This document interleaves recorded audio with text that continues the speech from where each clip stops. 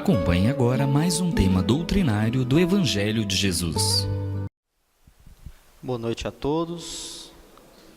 Quero dar aqui também o meu cumprimento àqueles que nos acompanham pela internet e agradecer o convite da casa, em especial a nossa querida irmã Márcia, por nos oportunizar trazer esse tema tão relevante, que é a justiça divina.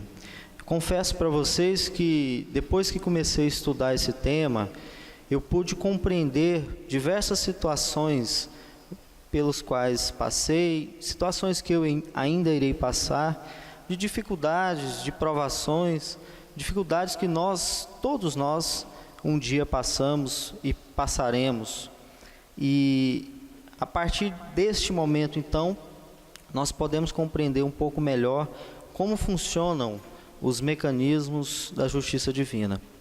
E essa palestra é também uma prévia desse evento que vai acontecer na Federação Espírita do Estado de Goiás, entre os dias 7 a 9 de setembro, portanto, o feriado da Pátria, feriado do 7 de setembro, todos estão convidados, que é o Congresso Jurídico Espírita Brasileiro. Pessoas que vêm de todo o país discutir a relação entre o aspecto jurídico e também o aspecto do espiritismo, da espiritualidade. Não é um evento direcionado apenas a pessoas da área jurídica, mas há um enfoque dentro desse tema. E o tema do evento é dignidade humana, que nós sabemos uma situação muito importante e um desafio muito grande para todos nós. Como nós dissemos, o tema da palestra de hoje é justiça divina. E o nosso desafio aqui nessa noite será então de tentar entender um pouco melhor essa justiça, ainda que de uma forma muito limitada, porque nós, como espíritos ainda muito imaturos, compreendemos a visão de Deus ainda de uma forma muito limitada, tanto mais a justiça de Deus. E é importante que nós entendamos esse tema, porque muitas vezes, nas diversas situações que ocorrem nas nossas vidas, muitas vezes alguns de nós poderão se revoltar contra Deus, poderão criar alguma situação nessa relação com Deus. É importante que a gente entenda esses mecanismos para entender que, na realidade, muitas vezes aquilo que nos traz sofrimento, dificuldades, estão trazendo grandes ensinamentos na nossa vida. Vamos então tentar fazer um exercício, meus irmãos, comparando um pouco a lei de Deus e a lei dos homens. É um exercício, eu acho, importante para a gente poder dimensionar a lei de Deus. Nós podemos compreendê-la na sua magnitude. Vamos então buscar aqui um artigo que está presente na Constituição brasileira. Vocês sabem que a Constituição é a carta magna, a carta máxima do nosso país, da nossa nação. Portanto, é o livro das leis, é o livro que rege o nosso país. Não existe nenhuma lei no aspecto jurídico que está acima da Constituição brasileira. Nós vamos encontrar lá no artigo 141, parágrafo 30 do capítulo 2, um artigo muito interessante que diz assim, que muitas vezes passa desapercebido: nenhuma pena passará da pessoa do delinquente. Então, repetindo, nenhuma pena passará da pessoa do delinquente. O que exatamente os legisladores, aqueles que escreveram a Constituição brasileira, queriam trazer com esse texto? Eles estavam trazendo o conceito da intransferibilidade de pena. Ou seja, se alguém está sujeito a uma pena porque descumpriu alguma lei, qualquer que seja, não é possível que essa lei seja transferida, ou melhor, essa pena seja transferida a outra pessoa. Vamos imaginar aqui a situação, por exemplo, de uma pessoa que cometa uma infração, um crime, seja julgada por isso e seja então condenada. Mas essa pessoa, por algum motivo, não é encontrada, ou essa pessoa foge daquele local onde ela está tendo uma reclusão. O que a legislação está nos dizendo é que não é possível que essa pena seja transferida a outra pessoa. Então, por exemplo, essa pena não poderia ser passada para os seus filhos, ou não poderia ser passada aos seus ascendentes, aos seus pais, por exemplo. Nos parece uma lei um tanto óbvia, nos parece algo um tanto, muito fácil de compreender. Mas quando nós observamos o entendimento primitivo que está presente ali no entendimento do Velho Testamento, no capítulo 3 da Gênesis, nós vamos perceber que há ali um elemento, uma alegoria que foi criada em torno de Adão e Eva, a alegoria do pecado original, né? Nessa alegoria, a interpretação que foi dada a ela é a de que, a partir do pecado original, a partir do momento em que Eva comete aquela infração, todos os seus filhos, todos os seus descendentes passarão a não mais desfrutar do paraíso e irão viver numa situação de sofrimento, de penas e de dificuldades. Muito bem, hoje, com o nosso olhar da razão, hoje com os elementos que a doutrina espírita nos fornece, essas situações nos parecem um tanto simples de compreender, nos parecem um tanto óbvios, que na realidade cada um responde pelas suas penas, né? E o questionamento que muitas vezes nós gostaríamos de trazer é: se a lei dos homens não permite que uma pena seja transferida, seria possível que a lei de Deus punisse aquele que não fosse responsável pelas suas ações? Então essa é uma primeira reflexão muito importante. E isso traz para nós uma outra questão também importante, a de que cada situação que acontece nas nossas vidas, situações de sofrimento, de dificuldades, de doenças, de enfermidades em geral, não são ou não têm origem em outras pessoas, não tem origem nos nossos antepassados, não é algo que, na verdade, não tem uma origem, mas sim tem uma origem em existências anteriores, em situações, muitas vezes, de outras vidas ou dessa vida, e que nós precisamos trabalhar. Então fica claro aqui que, se a lei dos homens não permite a transferência de uma pena, é natural que na lei de Deus, muito mais, ou melhor, uma lei perfeita, não seja possível que seja diferente disso, né? Nós também vamos encontrar uma situação muito comum quando nós observamos que determinadas pessoas, quando cometem determinadas infrações, determinados crimes, e à medida que esse crime é um crime que nós poderíamos chamar de hediondo, um crime bárbaro, algo que choca a sociedade, é muito comum nós ouvirmos as pessoas dizendo: olha, essa pessoa não tem mais correção, essa pessoa vai para aquilo que eles chamam de inferno, essa pessoa não irá para o céu. É muito comum nós ouvirmos isso: essa pessoa não tem mais conserto, essa pessoa então está condenada ao sofrimento. Isso faz parte da nossa rotina, nós ouvimos isso, né? A mídia alimenta muitas vezes esse ódio social contra pessoas que tenham feito mal a outras pessoas. Mas vamos observar que nós temos hoje no Código Penal brasileiro um termo muito interessante, que é o termo que designa aquelas pessoas que cometeram seus crimes, que foram julgadas e que estão cumprindo a sua pena, seja de forma em regime fechado, aberto, semiaberto, cumprindo uma medida socioeducativa, qualquer que seja, prestando serviço à comunidade. O termo que é utilizado é o do reeducando. O termo, vamos dizer assim, criminoso, são termos que não são mais usados, são termos que não estão mais adequados aos dias atuais, aos tempos atuais. O termo adequado hoje é o reeducando. Por quê? Porque, na realidade, os legisladores entendem que qualquer pessoa, por qualquer crime que tenha cometido, por mais grave que possa ter sido, essa pessoa, ela tem condição de ser reinserida na sociedade, de ser recuperada, de ser reeducada. Então, se na legislação dos homens, que é imperfeita, que precisa de alteração, que precisa de mudanças, nós vamos entender que qualquer um de nós, por mais grave que tenha sido as nossas faltas, é passível de correção, que dirá então da lei de Deus, né? Que dirá daqueles que muitas vezes chegam a nós e criticam determinadas pessoas e dizem então que essas pessoas não têm correção. E uma reflexão importante para nós, uma reflexão íntima, né? Quando nós muitas vezes nos julgamos e pensamos que determinados erros, determinadas situações das nossas vidas não têm correção.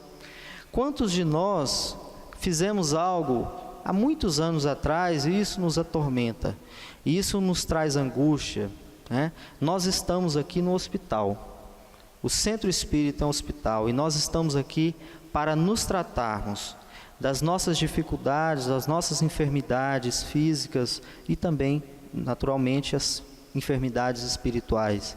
Então, qualquer que tenha sido aquilo que você fez em outra vida ou nesta vida, tudo é passível de correção. Nós somos reeducandos espirituais.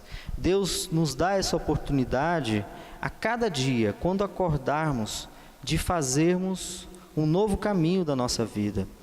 Todos nós somos passíveis desse perdão de Deus. Todos nós que a cada dia buscamos o nosso crescimento espiritual, Deus antecipadamente já nos perdoou.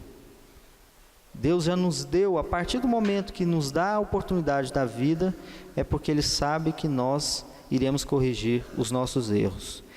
Mas há um texto contido no livro Céu e Inferno, que eu achei particularmente muito interessante e que trata a respeito desse tema da justiça divina. Esse texto se chama Código Penal da Vida Futura. Então, se nós temos o Código Penal dos homens, aqui nós vamos observar um pouco alguns dos traços desse Código Penal divino, desse Código Penal da Vida Futura. E lá no seu artigo 16, ele trata dos 3 pilares importantes, indispensáveis para a correção da conduta humana. Esses 3 pilares são arrependimento, expiação e reparação. Vou repetir para que vocês possam gravar e para que vocês possam a cada dia colocar em prática esses 3 elementos. Nós estamos falando do arrependimento, da expiação e da reparação. Vamos então começar com o arrependimento. Vamos tentar identificar esse termo e essa virtude importante para a nossa vida. O arrependimento é diferente da consciência pesada.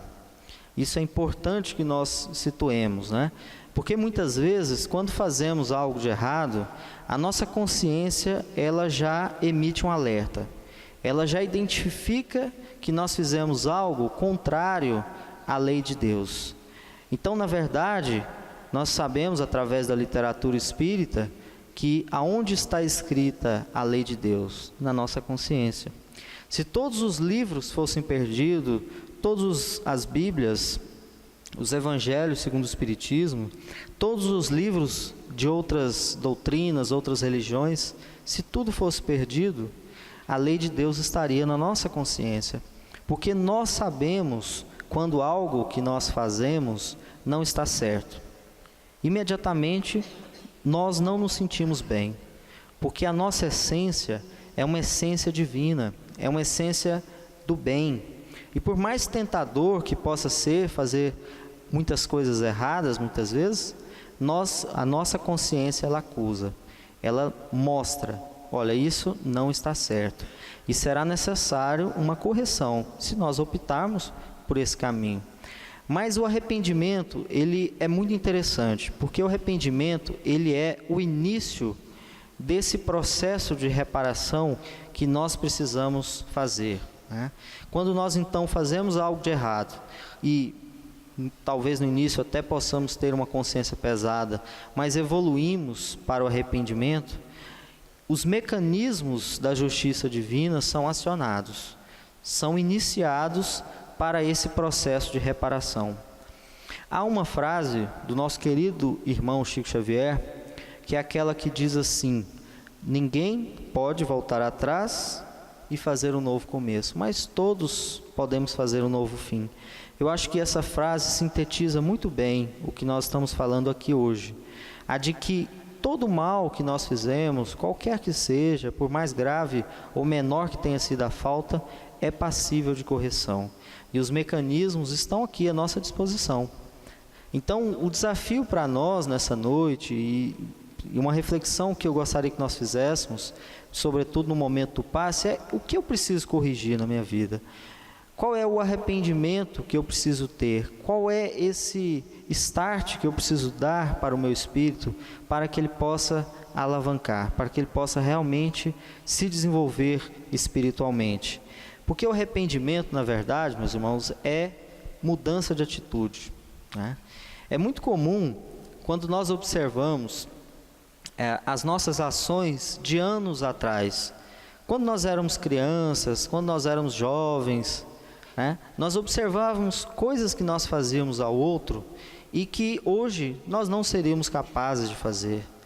Isso é o arrependimento, isso é a mudança de atitude. É quando o nosso espírito está condicionado a uma atitude diferente. Diante de uma situação, eu tenho uma outra resposta. Então, o primeiro passo sempre é o arrependimento. E para isso, é preciso que a gente faça uma avaliação das nossas vidas. É preciso que a gente avalie cada dia, antes de dormir, a gente possa avaliar então o que eu fiz de certo, o que eu fiz de errado, aonde posso melhorar, segundo as recomendações do nosso irmão Santo Agostinho. Depois nós temos a expiação. E é preciso que eu diferencie aqui a diferença então entre provas e expiações. Exatamente porque nós estamos no mundo de provas e expiações. Então, qual a diferença entre elas? As provas, todos nós passaremos. Todos os espíritos passarão pelas provas. Porque são através dessas provas, desses testes, é que nós avançamos no nosso caminho espiritual.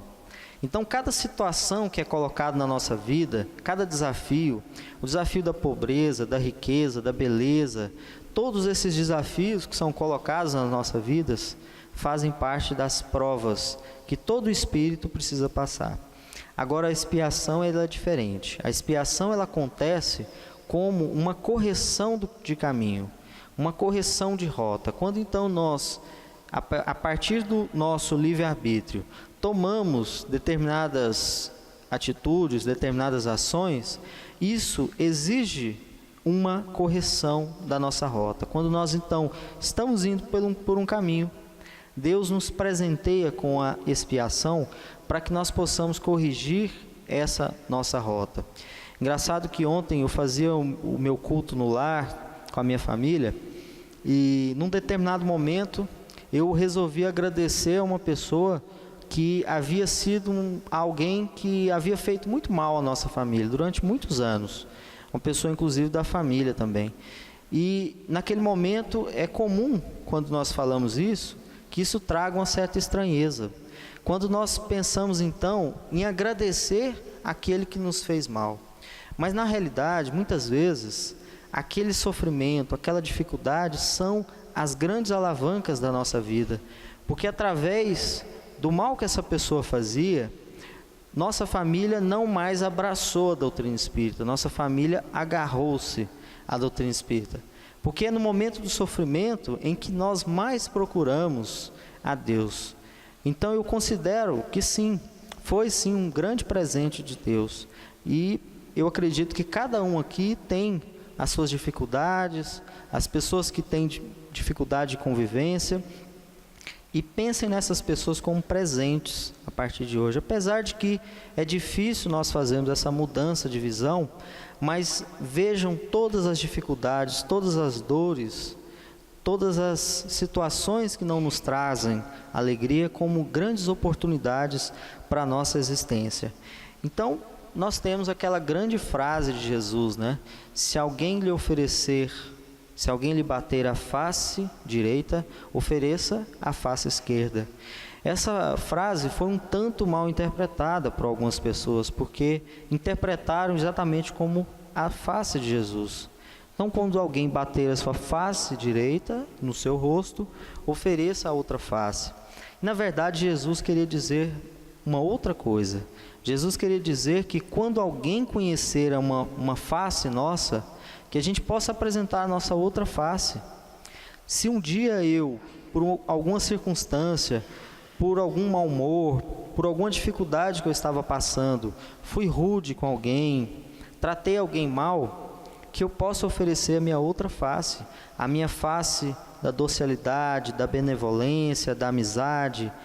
Nós todos temos a cada dia essa oportunidade de reparação, e é através dessa reparação que nós vamos zerando esses débitos que nós vamos contraindo. E por fim, nós chegamos ao último item, que é a reparação. A reparação que para mim é talvez a mais bonita de todas, porque falamos aqui do arrependimento, falamos aqui da expiação, e a reparação é algo muito interessante, porque ela vem corrigir as consequências dos nossos atos. Se então a expiação corrige nosso ato, a reparação corrige as consequências. Porque observem só nesse exemplo, em que eu, por exemplo, trato alguém de forma rude, e essa pessoa, por sua vez, passa a tratar as pessoas à sua volta também da mesma forma, porque ela conheceu apenas essa forma. Eu inspirei essa pessoa a ter aquele comportamento. Então, tudo que nós fazemos de bem ou de mal gera consequências, gera atos. E nós precisamos mudar o círculo da nossa vida, não mais o círculo de ações negativas, de ações que são frutos da nossa ignorância espiritual, mas sim, a partir de hoje, criarmos esse elo, esse círculo, essa corrente do bem, em que cada ação que nós fazemos gera também consequências do bem para outras pessoas. E assim nós vamos, aos poucos, mudando o nosso mundo. Porque muitas vezes nós pensamos que para mudar o nosso mundo, nós precisamos acabar com aquela guerra, nós precisamos então atuar naquele país que vive de extrema pobreza, e isso também é importante. Mas, se nós começarmos pelo nosso mundo interior, se cada pessoa que estiver ao nosso redor, nós pudermos oferecer o nosso sorriso, o nosso abraço, a nossa palavra amiga, essa pessoa por sua vez, ela também terá aquela atitude, ela se sentirá inspirada a ter aquela ação. Lá nesse texto, contido no Céu e Inferno, Código Penal da Vida Futura, no seu artigo 33, parágrafo 2, diz o seguinte: todo homem, podendo corrigir suas imperfeições pela sua própria vontade, pode poupar-se aos males que dela decorrem e assegurar a sua felicidade futura. Então, o que está sendo trazido aqui pela espiritualidade é que todos os erros que nós temos, eles serão corrigidos. Nós iremos evoluir de qualquer maneira. Não é possível nós estacionarmos na nossa vida espiritual. Ou melhor, nós até podemos por um tempo, mas nós nunca iremos regredir na nossa vida espiritual.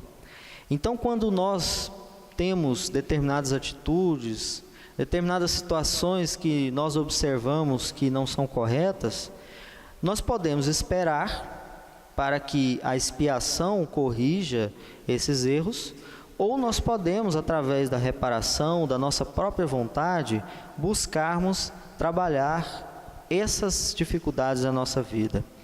E a partir do momento em que eu buscar essa mudança, aquilo que eu preciso trabalhar, aquilo que é necessário que eu expie, vai sendo amenizado, vai sendo trabalhado, muitas vezes até anulado. né? Eu gosto de dar o exemplo do meu pai. Meu pai é transplantado renal. Ficou 1 ano fazendo hemodiálise até que ele conquistou o transplante vindo do seu irmão. Depois de anos à frente, nós recebemos uma mensagem da espiritualidade que dizia o seguinte: olha, na sua programação espiritual estava programado que você iria desencarnar através dessa doença. Mas devido aos méritos, devido às ações positivas, das mudanças que ele havia feito, a sua vida ele teve uma bonificação, teve uma prolongação da sua vida, e hoje eu observo que ele se encontra num estágio de muita alegria, muita felicidade, vivendo com os netos, né? Tendo momentos realmente de muita alegria, de muita felicidade. Então, muitas vezes nós até observamos pessoas que possam ter algum tipo de acidente, às vezes uma pessoa que perde um dedo, por exemplo, às vezes na programação espiritual, essa pessoa estava programada para perder o braço, mas devido à misericórdia divina e pelas ações que essa pessoa teve, ela perdeu o dedo, né? Então, nós observamos que a justiça divina e, sobretudo, a benevolência de Deus é muito grande.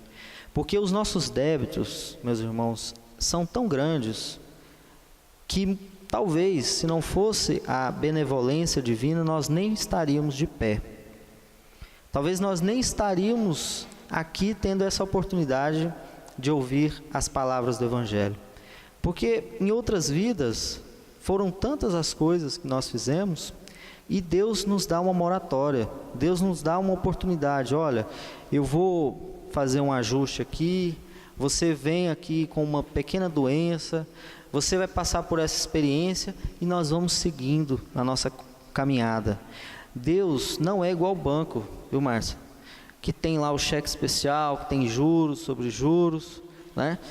Deus, pelo contrário, Ele nos dá essa grande oportunidade para que a cada dia nós possamos evoluir, para que nós possamos crescer. Eu gostaria de, já conduzindo aqui para o nosso encerramento, contar uma história para vocês, muito interessante, que é contada pelo nosso querido irmão Divaldo Franco, e que eu considero que ilustra muito bem esses mecanismos da justiça divina. Conta-nos Divaldo que logo que ele instalou as atividades da Mansão do Caminho, que vocês sabem é uma grande instituição num local muito pobre de Salvador, na Bahia, ele se deparou com um espírito que a partir daquele instante passou a perseguir ele de uma forma muito intensa. Ele chamava esse espírito de Máscara de Ferro. E ele chamava esse espírito com esse nome porque sempre que ele olhava para esse espírito, ele não conseguia ver nenhuma emoção. Esse espírito não demonstrava nem alegria, nem tristeza, nenhum sentimento. Era um espírito extremamente duro, extremamente fechado. E sempre que ele encontrava com o Divaldo, ele procurava de alguma forma atrapalhar suas atividades. Certa vez, até uma pessoa que passava na rua, de repente deu um tapa na cara do Divaldo. E ele ficou um tanto surpreso com aquilo, e depois viu o espírito que estava próximo daquela pessoa, porque ele não conseguia atingi-lo e buscava atingir outras pessoas. E durante vários anos, o Divaldo nos conta que ele conviveu com aquele espírito, testando, observando as suas atitudes, e certa vez esse espírito vira então para Divaldo e diz: olha, eu tenho acompanhado você há muitos anos, eu quero dizer para você que eu não o perdoei, mas como eu estou observando que as minhas atitudes, a minha estratégia não está sendo eficaz, eu vou me afastar um tempo de você, mas eu quero dizer que eu vou voltar, e fique atento, porque eu vou voltar ainda mais furioso.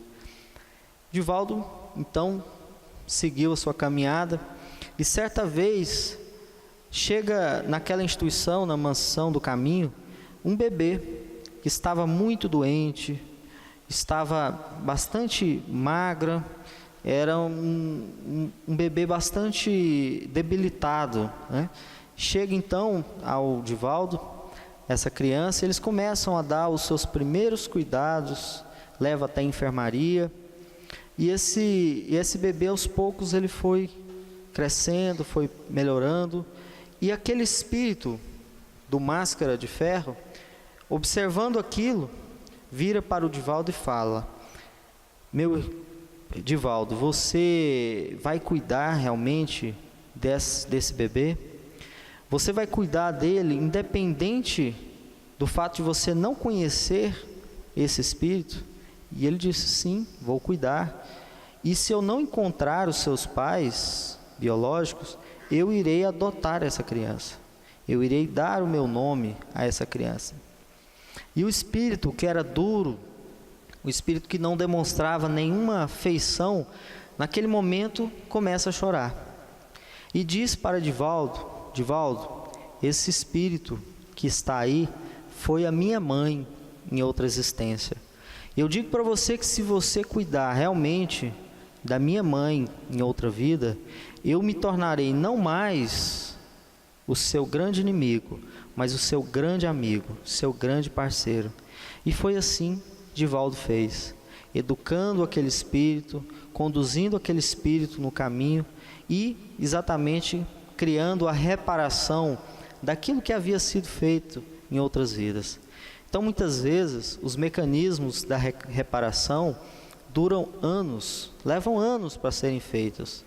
Muitas vezes é preciso que nós tenhamos persistência, como nesse caso concreto, em que esse espírito acompanhou o Divaldo por mais de 40 anos, até que, por benevolência de Deus, uma oportunidade foi dada para que o Divaldo pudesse reparar aquele erro cometido.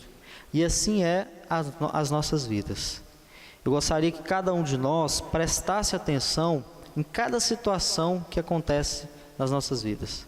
Cada pessoa que nos procura, cada pessoa que nos pede uma ajuda, cada oportunidade que nós temos de fazer o bem, muitas vezes é uma oportunidade que levou anos para ser construída e que nós só teremos essa oportunidade novamente, talvez, muitos séculos à frente.